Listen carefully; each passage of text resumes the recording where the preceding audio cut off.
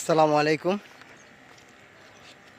পরন্ত বিকেলবেলা একটু হাঁটতে বেরোইলাম গ্রামের প্রকৃত পরিবেশে। এই যে এখানে মরিচ ক্ষেত বিশাল আকারে চাষ করা হচ্ছে এবং ভুট্টা ক্ষেত দেখেন।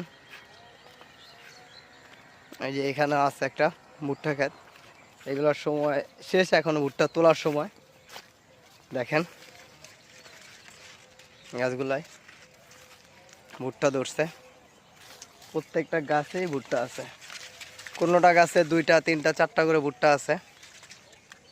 তো পরিবেশটা অনেক সুন্দর, ভাল লাগতেছে। গ্রামের পরিবেশ